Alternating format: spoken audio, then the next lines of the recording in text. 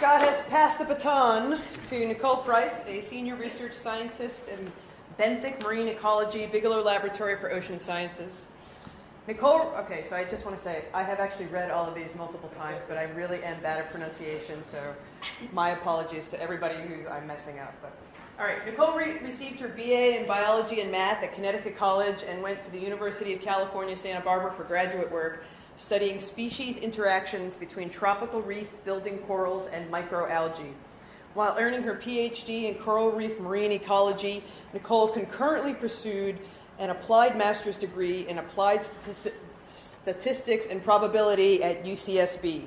For several years, she was an institutional postdoctoral scholar and eventually project scientist at the Scripps Institute of Oceanography, where she studied species biological response to ocean acidification, biogeochemistry, and natural variability of carbonate chemistry in shallow coastal regions.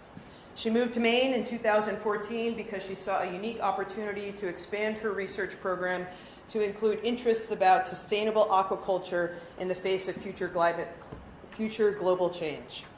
Nichole's current research interests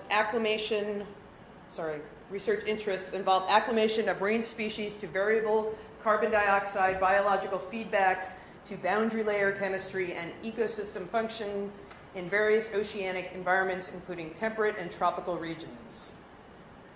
Nichole's research is highly interdisciplinary and incorporates laboratory, field, and theoretical studies, mostly in collaboration with biogeochemical, physical oceanographic, and mathematical modeling colleagues.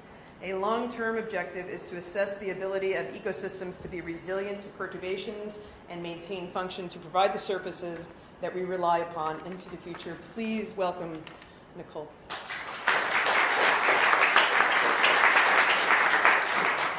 Thank you for that introduction, and thanks for inviting me to speak today. I'm very excited to be here.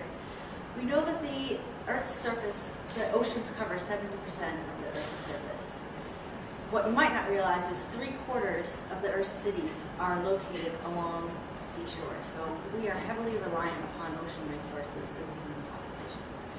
About 540 million of the people rely on industry from marine products and seafood for their primary source of food production. In Maine, we've seen changes happen over the past several decades in a place where we are also heavily reliant upon our seafood resources. We've seen fisheries collapse and some fisheries go down to record low levels. As an example, the lobster fishery, which used to be the lobster used to be considered a cockroach of the ocean because it was so abundant. It would wash up in piles 2 feet high after storms that was that abundant. And now it's a very important fishery and a growing fishery for our state, but it's a dangerous one because it's susceptible to some of the changes that our oceans are experiencing.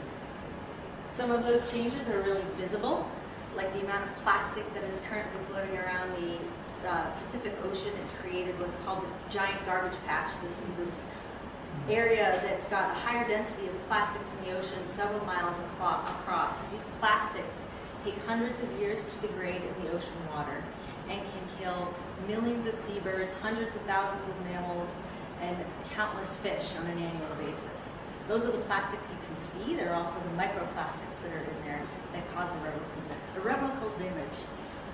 We are overfishing our oceans. At least 32% of the current fisheries we have are overexploited to the point where they will not be sustainable going into the future. We also have other pollution problems that largely come from runoff from the land. 80% of the pollution in our ocean actually comes from runoff. That includes topsoil, the pesticides we were just hearing about, other additional nutrients from fertilizers and farming. There's also harmful microbes that can enter the ocean, and heavy metals that get washed off and enter into our environment. These can all impact the quality of the seafood that we have going into the future. Those are the visible problems. Those can be addressed in ways that we know. We can reduce, reuse, recycle. We can be mindful of the products that we purchase, so the seafood products sustainably harvested.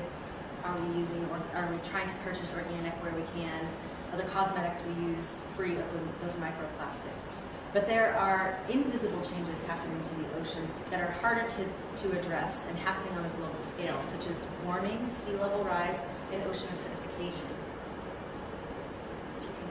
This is a quick video of an extreme example of what can happen to our shelled organisms in acidified seawater.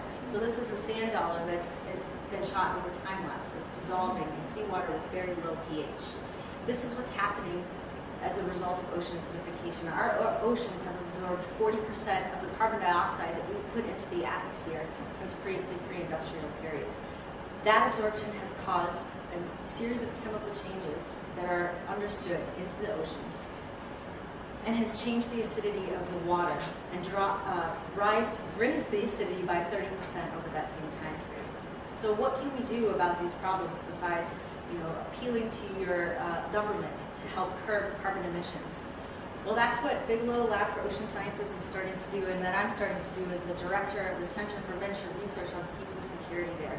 We're trying to do matchmaking between policymakers, scientists, and industry members to really search for solutions and bridge that gap between knowledge and action. One way to do that is translate the most cutting-edge science, and that's what I'm hoping to do today, very briefly. We know that forests are important to protect and trees are important to plants because plants can absorb carbon dioxide during photosynthesis. But were you aware that our oceans also have forests that cover 9% of the seafloor? These are kelp forests. And these kelp are giant brown macroalgae. They're really cool because not only do they provide this environmental service, but they're also edible. And they're being grown right now in the state of Maine. This is the first place where we started farming in the U.S., and it's spread to about 7 states by now across the U.S. These edible kelp can absorb up to 53 billion tons of carbon dioxide out of the seawater per year, and can provide up to 440 pounds of protein per year per person when our human population reaches 10 billion people. Yeah! As an aside, we gleefully stole this event from Cambridge, where they call it Big Ideas for Busy People, which I didn't find very inspiring. It's a great event. Maine is so much nicer because you guys, your first question is, could you finish that, please?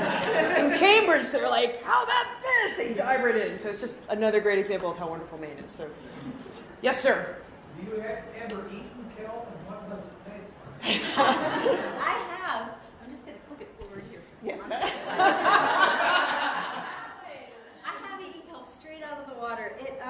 It has a lot of the umami flavor that has only kind of recently been described amongst chefs as another flavor palette that you have on your tongue. You can eat kelp in seaweed salad or wrapped around sushi. That's a dried form of a kind of kelp. There's a local place, Marshall Wharf Brewery. They put kelp in their beer, and I think it helps as a binding agent also, but it's pretty high in alcohol content, so beware. I'm in on that one. It's good. Any other? I would like to know sugar, kelp, and mussels. Yes, that's where my research is really going next. It's finding a way to do multi-trophic aquaculture, meaning several different types of organisms cultured together, because there's a positive feedback that happens. There's detritus, or dead pieces of kelp that will fall off of the kelp farm. The mussels love to suck that up. At the same time, the kelp is sucking CO2 out of the water column, making it easier for those mussels to grow their shells, and decreasing the time to market size. So it's a doubly profitable situation to try to grow these together. There's a couple of other species pairings that are good examples of how it would work. What's the downside of kelp? There's always a downside. That's a good question. We're still kind of hunting around. You have to be wary of it. Shading, maybe, if you grow a lot of kelp really densely in an area where it doesn't grow that densely naturally, it can have a little bit of an impact on the seafloor below it, I would imagine. There's very little bycatch that happens when you pull in the kelp, because the point is to get it out of the water before it starts getting fouled and dumped up with other organisms. So any food has the potential to become contaminated. And if you eat seaweed salad, for instance, that kelp hasn't been processed all that much, so there's a potential for microbes to be carried along with it into your body. And we don't know how much heavy metals the seaweeds absorb, but there's a lot of active research right now trying to figure that out. What's the impact of companies like the one in Rockland, name of which I forget right now, that their whole business is based in harvesting seaweed around the world? Isn't that kind of like removing their lungs? So there's two different types of seaweed harvests that happen in Maine. There's the farming, where you put out lines with pre-seeded line and pull that in. There's also the harvest, where you're pulling up rockweed from the shores. And there's a lot of debate right now as to whether the rules we've set about rockweed harvest are appropriate to protect the rockweed itself from being able to regrow and protect the bycatch that does come in with the rockweed harvest. And that's a pretty active debate. There are sources that say there's no impact, and then other sources that say there's a pretty important impact. I will hedge on that for right now.